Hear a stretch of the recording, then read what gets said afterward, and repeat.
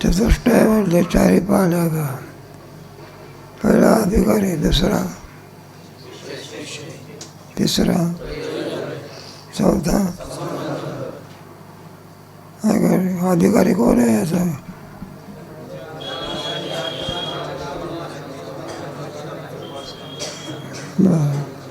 विषय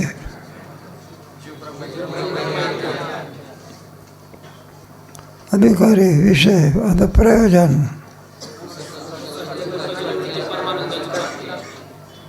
आता प्रयोजनावरच्या आपण दोन शंका पाहिल्या होत्या. एखादे खाल्लं की आपलं भरपूर झालं की. प्रयोजनावर कोणती शंका केली आहे पूर्व पक्षाने.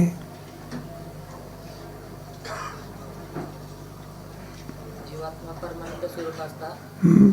जीवात्मा परमानंद स्वरूप असतात त्यास बरोबर सांग की.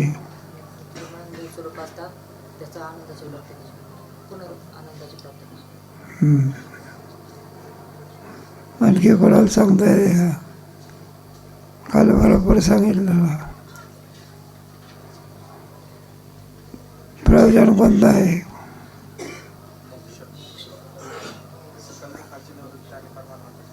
अरे सकल दुःखाची परमानंदाची हे प्रयोजन आहे का नाही. हे पूर्व पक्षाच्या मताने कसं संभवत नाही.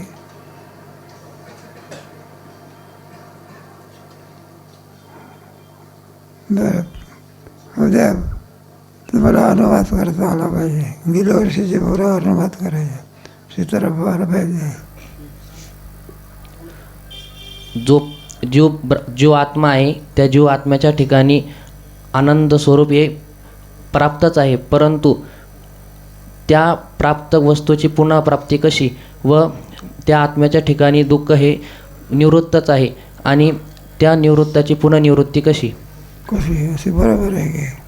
असा अनुवाद करता आला पाहिजे. तेव्हा प्रयोजनावरच शंका. प्रयोजन काय. सकल दुःखाची निवृत्ती परमानंदाची. हे पहा आता सिद्धांताचं मत काय. सगळे वेदशास्त्र सांगते आत्माच किम स्वरूप आहे. आनंद स्वरूप आहे का रे. जीवाचं स्वरूप असलेला आणि आत्मा जीवाचं स्वरूप आहे. तो आनंद स्वरूप आहे. मग प्राप्तच आहे आनंद. काय प्राप्त असलेल्या आनंदाची पुन्हा प्राप्ती. पुढे दुसरं आत्म्याच्या ठिकाणी दुःख हे निवृत्तच आहे, परंतु त्या पुन्हा निवृत्त दुःखाची पुन्हा निवृत्ती कशी. निवृत्त दुःखाची निवृत्ती कशी. दोरीवर ते सर्प नित्य निवृत्त आहे का नाही. दोरीच्या ठिकाणी आहे का. दोरी सर्प झाली का. आहे का. दोरीच्या ठिकाणी सर्प कसं आहे. पुन्हा आत्मस्वरूपाच्या ठिकाणी दुःख कसं आहे. नित्य निवृत्त असलेल्या दुःखाची पुन्हा नित्य निवृत्ती कशी. सुंदर शंका आहे. या शंकेचं उत्तर आपण काल दिलं होतं की आपण. थोडं घरी जाऊन चिंतन करायचं. त्याचं उत्तर कसं दिलं.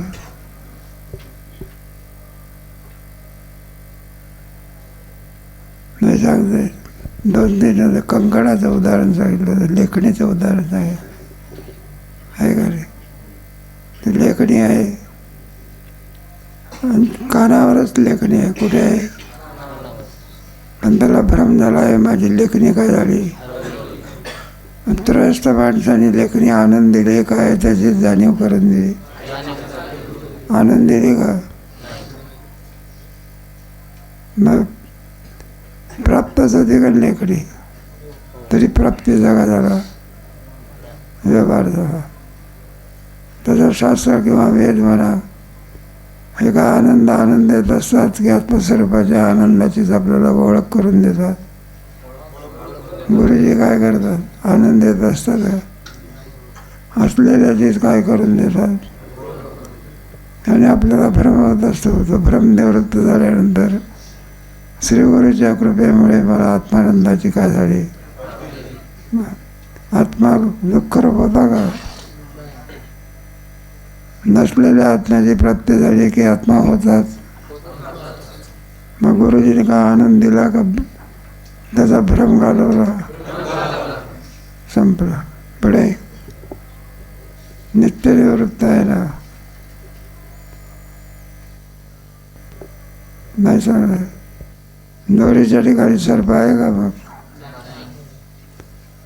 तसं वेदांत शास्त्रदृष्ट्या आपल्या ठिकाणी दुःखाने, आत्मस्वरूपाच्या ठिकाणी दुःखाचा कालत्रय भाव आहे. सूर्याच्या ठिकाणी अंधार आहे का? कधीतरी केव्हा तरी आहे का? तसं आत्मस्वरूपाच्या ठिकाणी काय नाही, दुःख कुठे आहे? मग आपल्याला वाचते याची वाट काय? मग त्याच्याकरता नसून नसते. काय वाचते?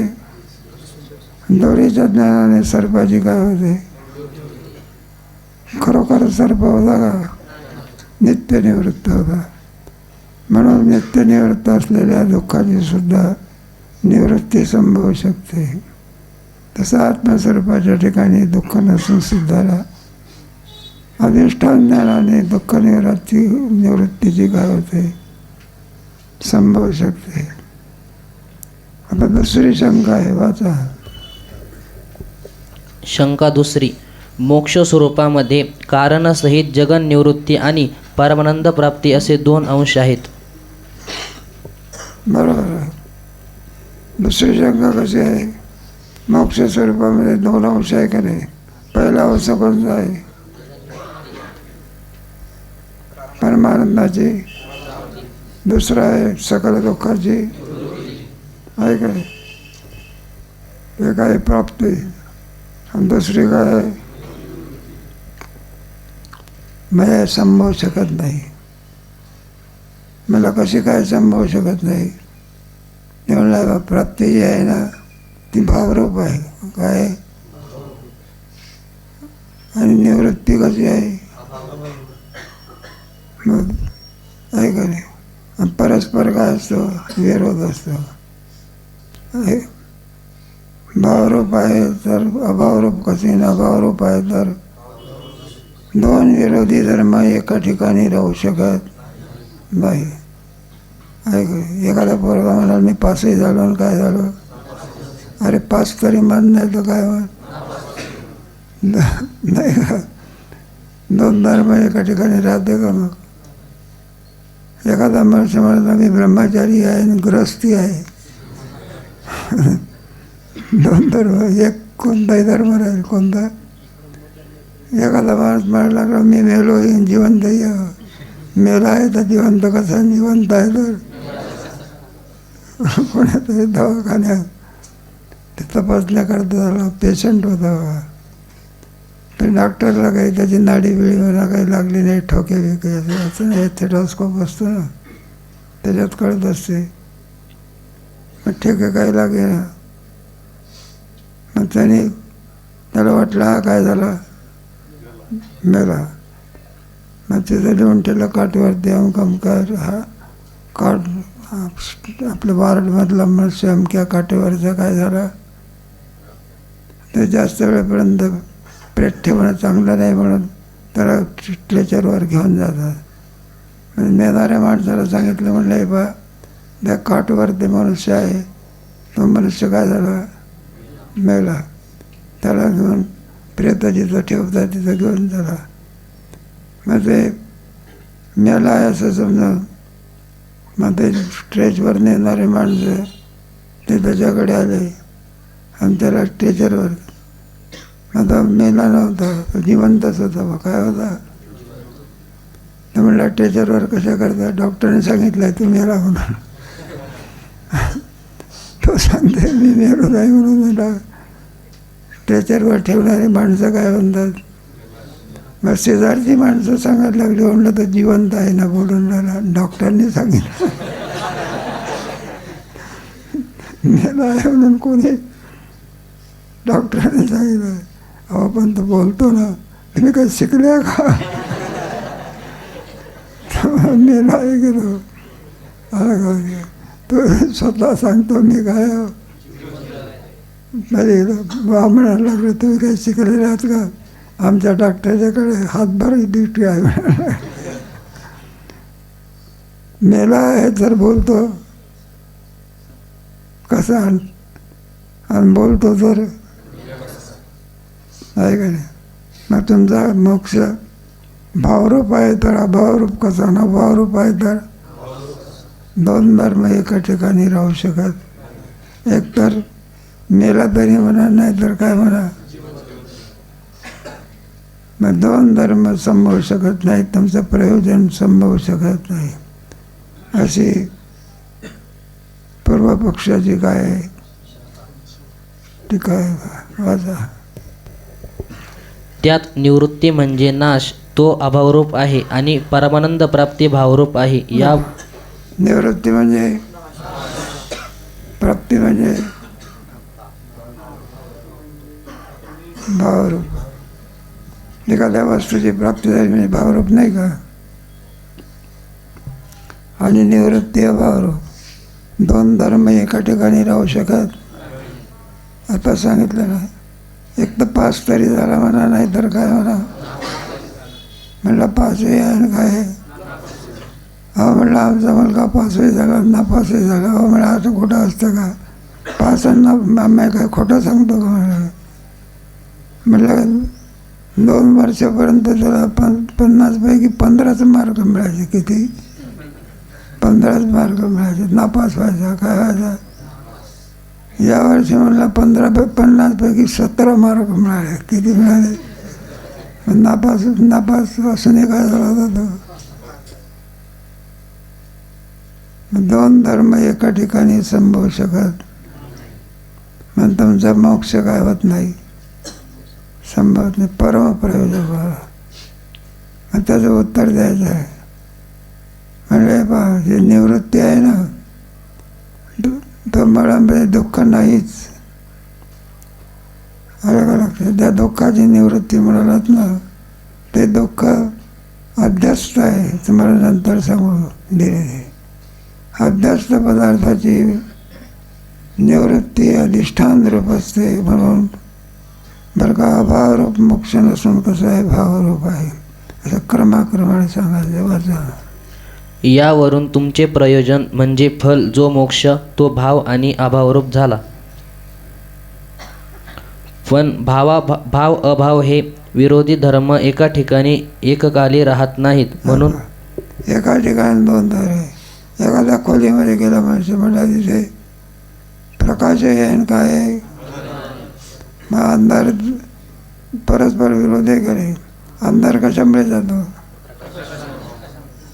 सारवल्याने भिंत सारवल्याने अंधार जातो का. मग अंधार घालवायचा असला तर प्रकाश पाहिजे.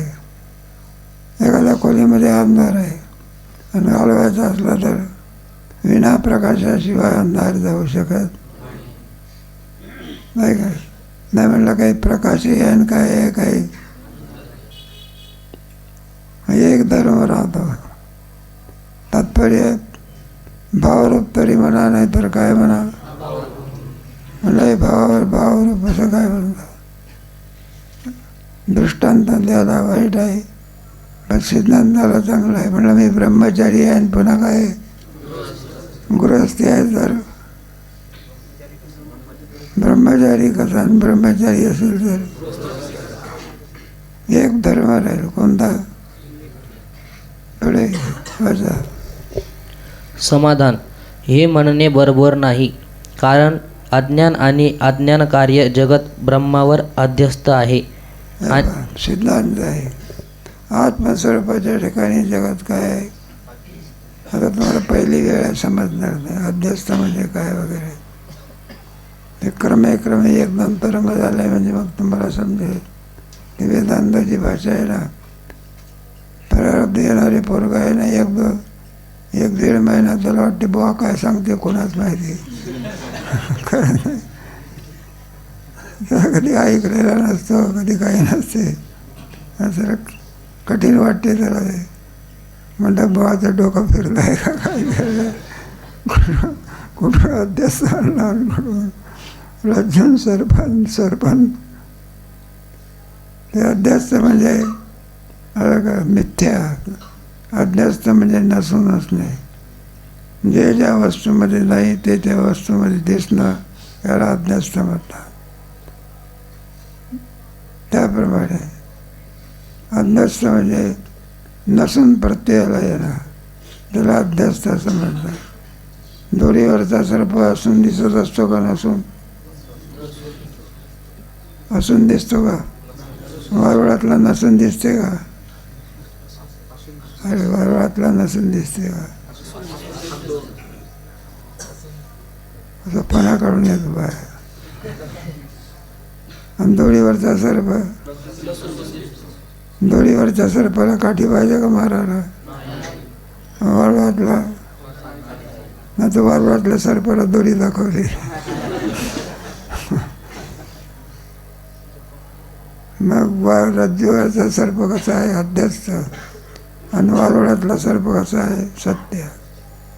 जसं वेदांतामध्ये जगत काय आहे? अध्यस्त. सत्य नसून काय आहे? अध्यस्त म्हणजे मिथ्या. अध्यस्त म्हणजे नसून दिसणे. पुढे क्रमाक्रमाने सांगू तुम्हाला. माझा अध्यस्त पदार्थाची निवृत्ती करायची असेल, दोरीवरच्या सर्पाची निवृत्ती करायची असेल तर कशाने होत असते ती? अधिष्ठान देणार. काल गोष्ट सांगितली होती ना तुम्हाला. सर्प सत्य नसूनही सुद्धा म्हातारीला काय झाला? भ्रम झाला. नुसताच भ्रम झाला का मराला टेकली? पोराईन पाल म्हटलं म्हातारी मारते अपवाद येईल आपल्याकडे. मग त्यांनी तो कापडाचा सर्प तिच्यासमोर त्याचं ऑपरेशन करून दाखवलं. हे बाबा चिंध्या. मग तो सर्प कसा होता? दिसायला सर्पण कसा होता? तो अध्यस्त होता. मग असं आहे जगात वेदांत शास्त्रामध्ये अध्यस्त आहे. असून भासते का नसून भासते? हे बस स्वप्न पडते आपल्याला. स्वप्नातले पदार्थ असून भासते का? जागा झाला म्हणजे नाही सांगता येत. स्वप्नाचे पदार्थ जागा झाला म्हणजे स्वप्नीचे चेहरे. एखाद्या माणसाने स्वप्नामध्ये 500 रुपये उष्णवार म्हणून दिले. कोणत्या अवस्थेत? 2 दिवसाचा काय केला? करार केला. पुढे जागा झाला. 2 दिवस गेले, ज्याला पैसे दिले तो पैसे काय होईना. मग त्याच्या घरी गेला. म्हटलं कवा मी तुम्हाला 500 रुपये दिले की, आणि 2 दिवसाच्या कराराने अजून काही तुम्ही देत नाही. त्याने विचारलं, म्हटलं कुठे दिले होते? म्हटलं स्वप्नात. मग पैसे देईल का थोप काढत देईल? स्वप्नातला व्यवहार खरा असतो का खोटा असतो? मग स्वप्नाप्रमाणे जगत आहे वेदांत शास्त्र. जे देखणे सकळ ते स्वप्नीचे आहे का? झोपेमध्ये गेल्यानंतर स्वप्न असते का? मग जागृती असते का? म्हणून आत्मस्वरूपाच्या ठिकाणी दुःख नसून भासते, मग त्याला अध्यस्त म्हणायला. दोरीवर ते सर्प जसं नसून भासतं तसं आत्मस्वरूपाच्या ठिकाणी जगत नसून भासते. आणि त्याची काय होते? अधिष्ठान ज्ञानाने निवृत्ती होते. दोरीवरती वाचलेल्या सर्पाची दोरीच्या ज्ञानाने काय होते? तसं आत्मस्वरूपाच्या ठिकाणी भासणाऱ्या जगताची आत्मस्वरूपाच्या ज्ञानाने काय होते? म्हणून आमचा मोक्ष जो आहे प्रयोजन आहे ते भावरूप नसून केवळ किम स्वरूप आहे? भावरूप आहे. अच्छा. अध्यस्त पदार्थाची निवृत्ती अधिष्ठान म्हणजे ब्रह्मरूप आहे. जशी कल्पित सर्पाची निवृत्ती रज्जुरूप असते, तशीच सर्व कल्पित पदार्थांची निवृत्ती अधिष्ठान रूप असते. त्याप्रमाणे दृष्टांत सिद्धांत सांगितलं बा. म्हणून आपल्याला दुःखाच्या बाजूला ते खरोखरच जास्त तर किती प्रयत्न केला तरी केलं नसतं ते. आपल्या ठिकाणी असलेलं दुःख असताना कधी दुःख असते, कधी सुख असते, कधी सुख असते. दोन्ही धर्म असतात. संसार म्हटल्यानंतर सुखही आहे आणि पुढे काय आहे मग त्याच्यामध्ये काही काही लोकांना दुःखाचा जास्त समन्वय असतो बा. श्रीमंत माणसाला गरिबाचं दुःख नाही. कोणतं आहे का? शेतकऱ्याला कशाच दुःख आहे? गरिबीचं दुःख आहे ना. श्रीमंताप्रमाणे गाडी विकत घेता येते का? गाडी घ्यायला काय पाहिजे? आज बसलो होतो बा सीतारामभाऊने गाडी 1.25 कोटी रुपयाची आहे. आम्हाला वाटायला लागलं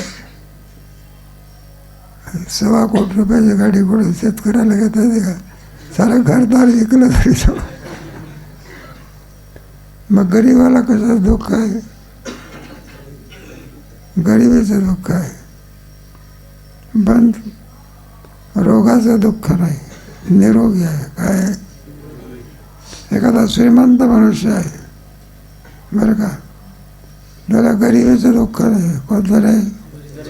पण रोगाचं दुःख आहे. म्हटलं काय नाही बरं का. 2 महिन्याच्या पूर्वी काय येऊन गेला होता? अटॅक येऊन गेला. 4 वर्ष झाले. म्हटलं गोड खाता येत. कोणतं दुःख आहे? डायबिटीज आहे काय? श्रीमंती आहे पण आरोग्य नाही. आरोग्य आहे पण हे असंच चालायचं जगतामध्ये. हे कामगार लोक असतात ना, त्यांना डायबिटीज वगैरे काय माहिती. बैठा काम करणारे असतात ना, जाऊ दे आपला दृष्टांत. तेव्हा संसार म्हटल्यानंतर सर्वांच्या पाठीमागे लागलेलं जे दुःख असतं ना, ते सर्वात मोठं दुःख म्हणजे जन्ममरणाचं आहे. हे एकाच्या पाठीमागे आहे का सगळ्या देवाधिकाच्या पाठीमागे आहे. इंद्रही देखील मरतून, ब्रह्मदेव देखील मरतून. तुम्ही आम्ही काय जगतो का? आम्ही काय करतो?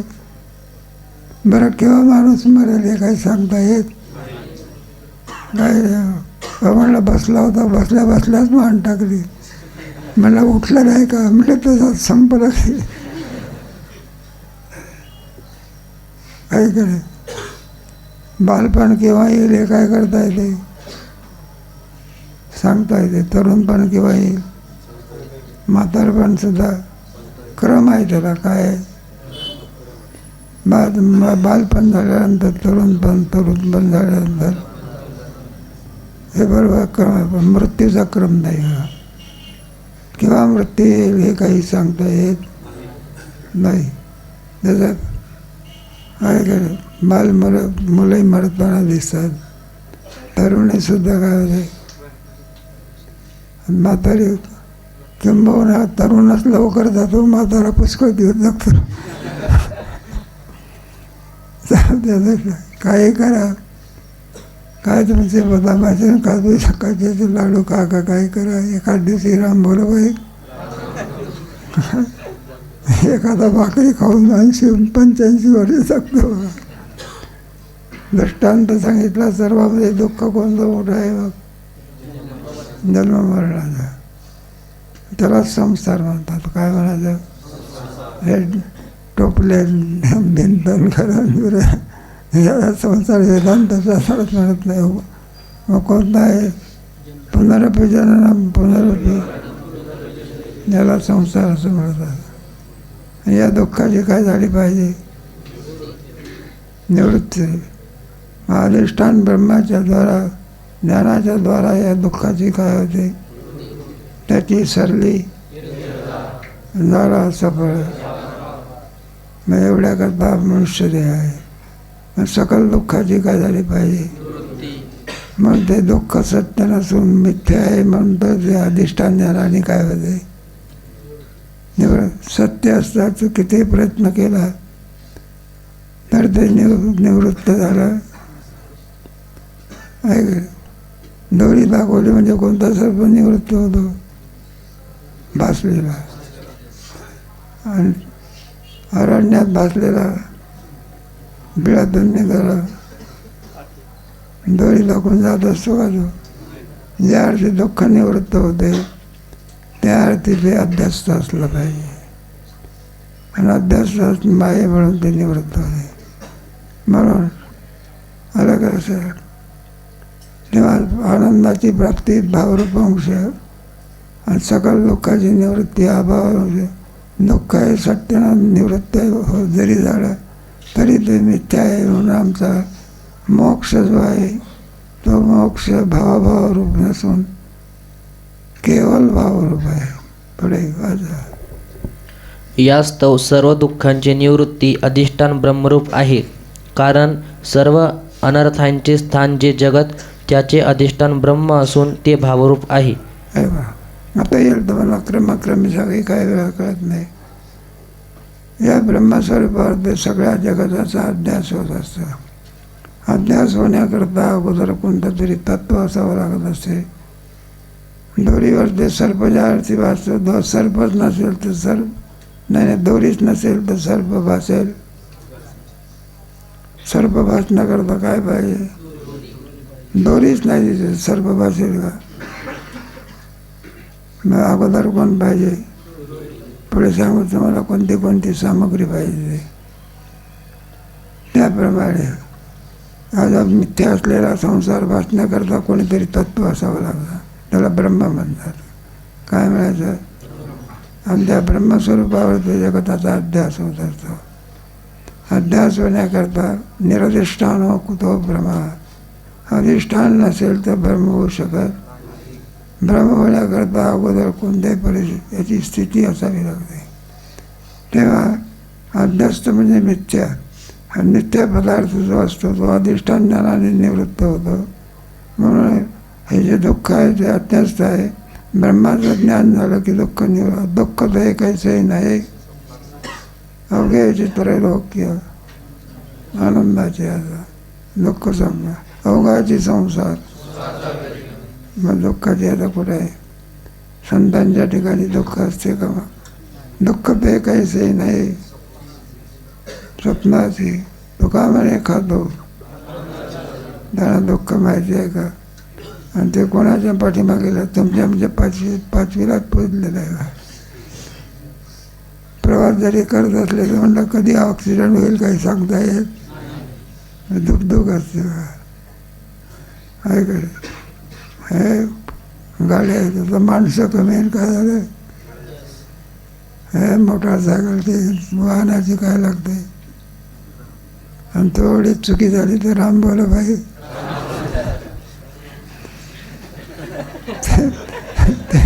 ते थोडी चुकी 25 माणसाला कुठं वाढवते.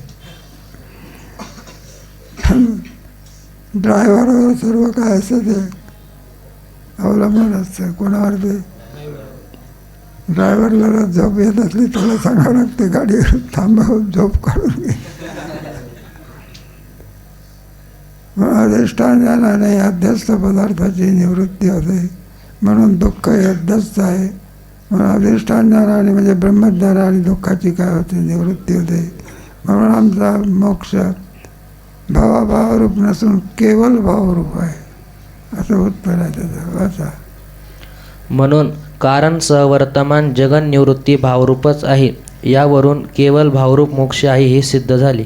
म्हणून दुःख जे आहे ते अध्यस्त स्वरूपाचं आहे. नित्य निवृत्त आहे. ते अध्यस्त असल्यामुळे आणि अधिष्ठानाचं ज्ञान झाल्यानंतर काय होते? त्या दुःखाची निवृत्ती होते. म्हणून अधिष्ठान हे ब्रह्मरूप आहे. म्हणून दुःख आणि निवृत्त झाल्यानंतर त्याचा अभाव होत असतो. भावरूप होत असते. अध्यस्त पदार्थ अधिष्ठान ज्ञानाने अधिष्ठान स्वरूप होत असतो. निवृत्त होतं म्हणजे अधिष्ठान.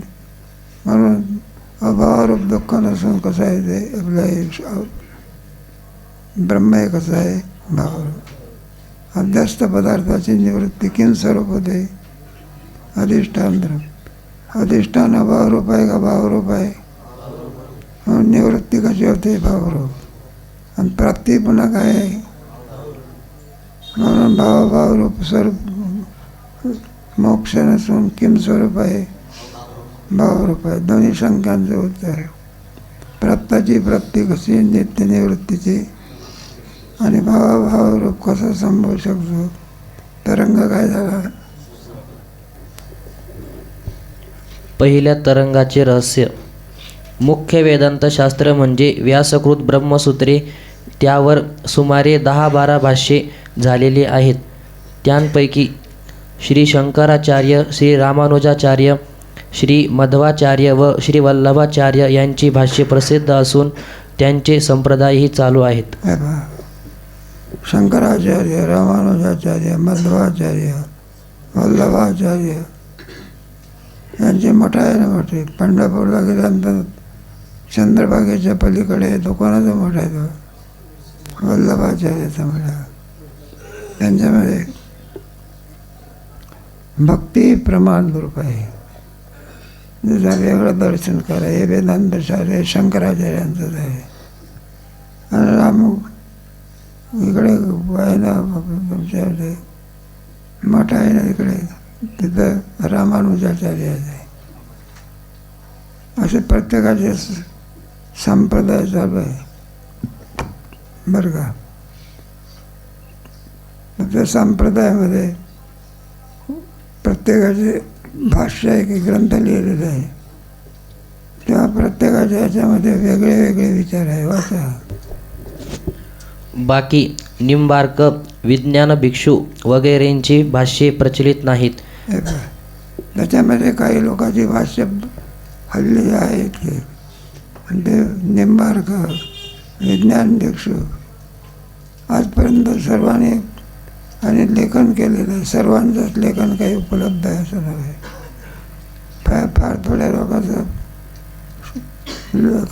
ग्रंथ उपलब्ध आहे.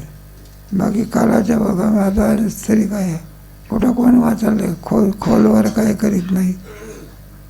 आता कोण लायब्ररीत जाऊन कुठं वाचत असतात. हाय तेच वाचन आता लायब्ररीत कुठं वाचायचं.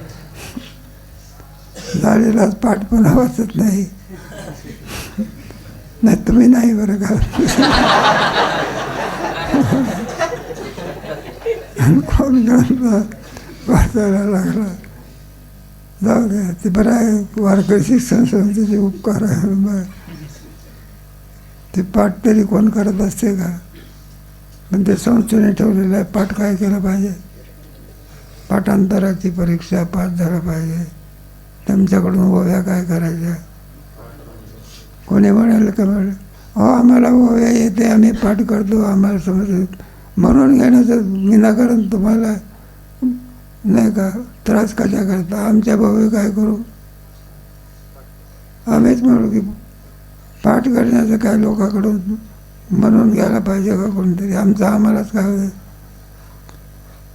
पण ते म्हणून घेते म्हणून पोरं पाठ करते बघा. नाहीतर म्हणून जर घेतलं नसतं तर कुशाल पाठ केला नसतं.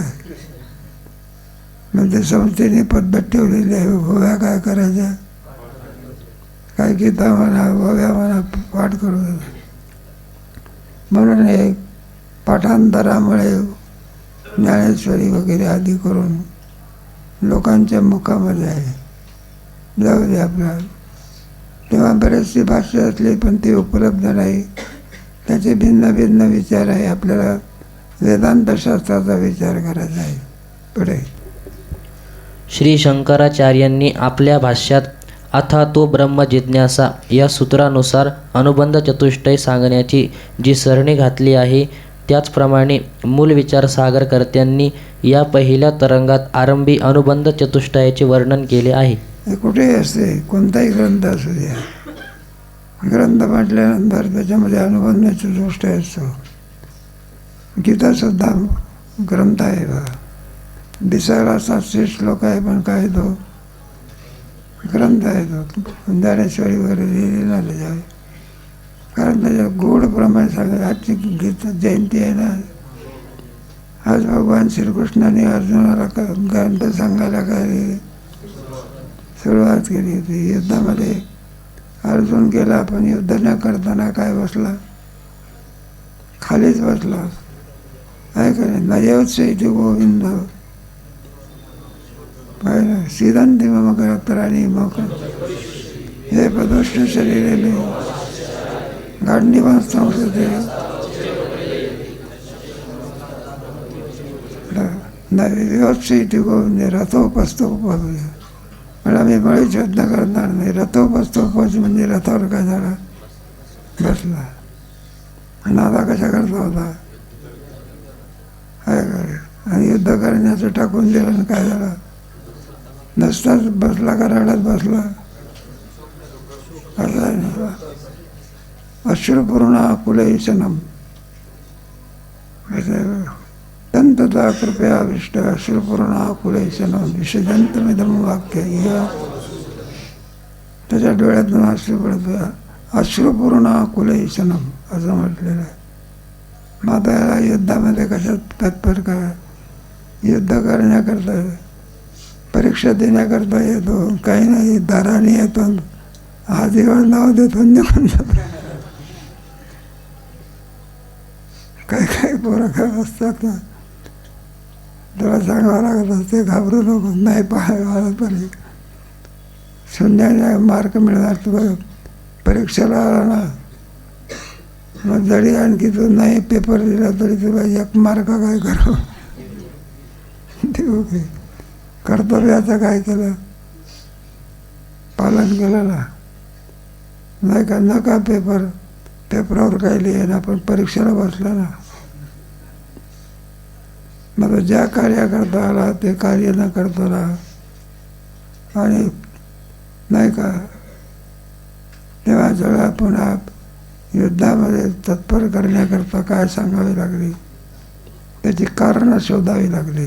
हा युद्ध का करीत नाही बा, आणि ती कारणं शोधते गीतेमध्ये बा. कार्पण्य दोषोपाद स्वभाव यस्य यस्य निश्चितम भवेत्. भगवान म्हणता आला कशात ना, अशोच्यानन शोचस्वम गता सोन गता. म्हटलं मला सांगतो पाप लागेल, मग तुला प्रारंभी कळत नव्हतं का, आता युद्धात आल्यावरती कळायला लागलं का तुला. आता ना काय युद्ध काय केलं पाहिजे, कुठंतरी लग्न होतं बरं का, पण ते सामुदायिक विवाह होते. कोणते काही 11 जोड्या होत्या, जोड्या समजतं ना. मग ते पती पत्नी मध्यंतरी काय त्यांचं दर्शन होतं. जोड्या किती होत्या बरं का. ते काय झालं, लग्नाचं मंगलाष्टक वगैरे सगळे झाले. पुढे मध्यंतरी काय करावं लागलं, ते कापड काय करावं लागलं, बाजूला केलं बा, 1 जोडी चुकली.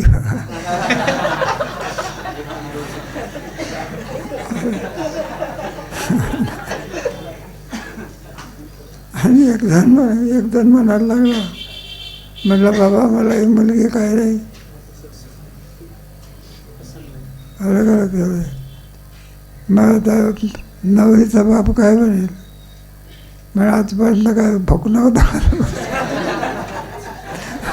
आंधळा होता का तू, आतापर्यंत तुला दिसलं नाही का, आणि आता काय म्हणतो मला ही मुलगी काय नाही.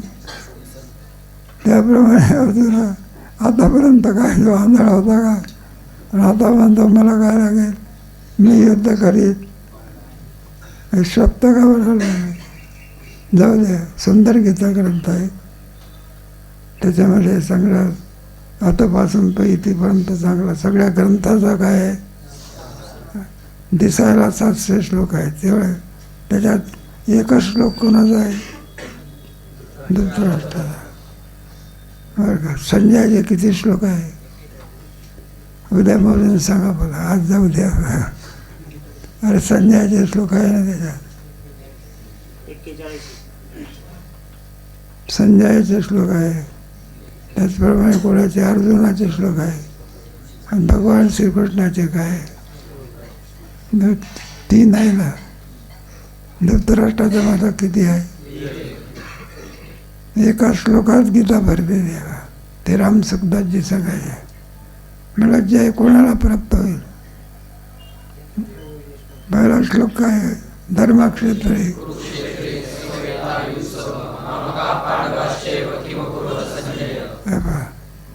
प्रारंभ आणि शेवट. पहिला शब्द कोणता आहे? धर्म. धर्मक्षेत्रे. आणि शेवटचा शब्द कोणता आहे? किम कुर्वत. मग काय निघालं? जिथं धर्म आहे तिथं काय आहे? जय आहे. आहे का रे? पहिला शब्द कोणता आहे? धर्मक्षेत्र. धर्म. शेवटचा शब्द कोणता आहे? किम कुर्वत जय. जिथे धर्म आहे येतो धर्म ततो जय. एका श्लोकामध्ये गीता आहे. रामशब्दाचीच आहे. असा गोड ग्रंथ आहे. तत्वज्ञान त्याच्यामध्ये भरलेलं आहे. म्हणून आपल्या संस्थेमध्ये भगवद्गीताची संता वगैरे देऊन पुरा करून द्या. ही भगवद्गीता गीता होती ना, ते शृंगेरीचार्याचे शंकराचार्य 21,000 द्यायचे. किती? गीता ज्यांनी पाठ केलेली आहे त्यांनी म्हणून जर जास्त परीक्षा घेतली तर 2-4 श्लोक विचारायचे. किती रुपये द्यायचे?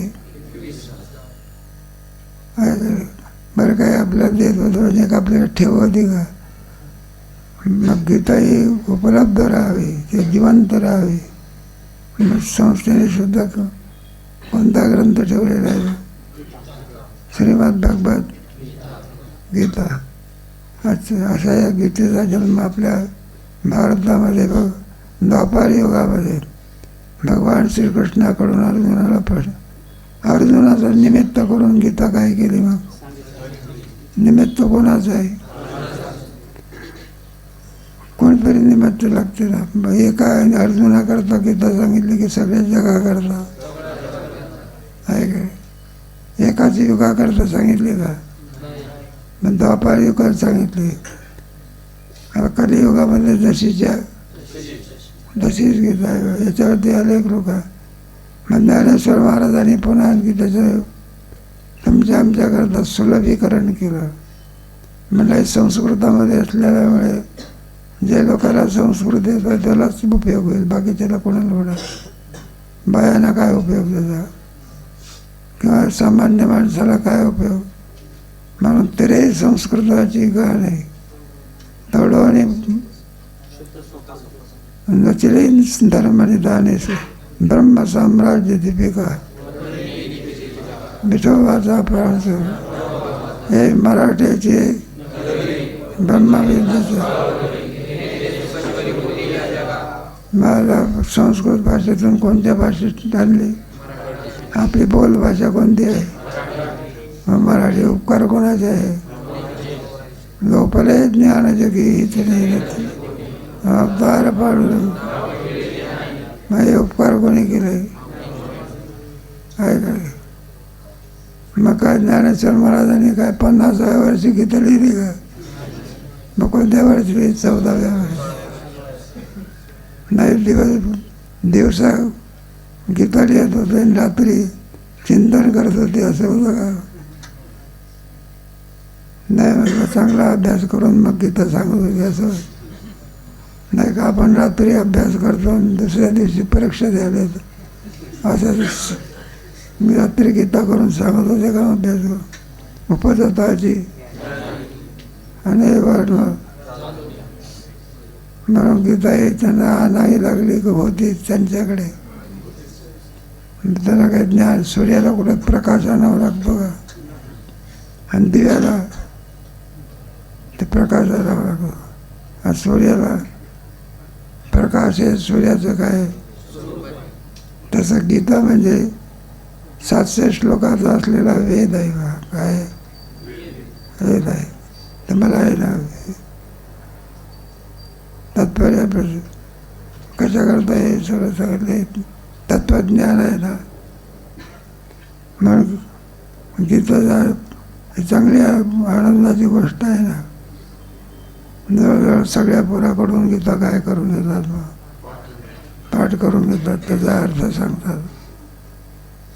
मग नाही काय गीता एक भगवान श्रीकृष्णाच्या मुखातून निघालेलं अमृत आहे काय, आणि शुकाचार्याच्या मुखातून निघालं भागवत रूपी अमृत आहे. भागवत कोणाकरता सांगितलं मग? परीक्षिती राजाकडे.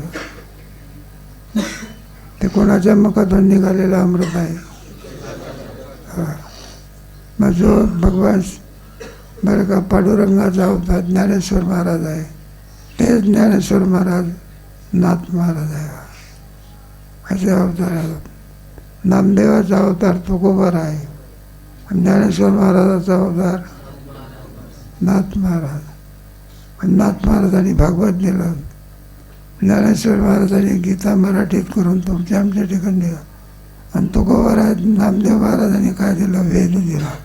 मराठी भाषेमध्ये काय दिलं? म्हणून त्यांचे उपकार आहे. आजचा दिवस काय करतात मग? साजरा करतात. संपूर्ण भारतामध्ये आज गीता गायली जाते. आता आपल्याला काही वेळ नाही, घरी जाऊन गीता काय करायची? वाचायची, नाही तर मग झोपा काढायच्या. राहिलेलं रहस्य चाललंय ना आपलं. घरी जाऊन थोडं वाचत जा की. चला. श्री गुरुचरण सरोज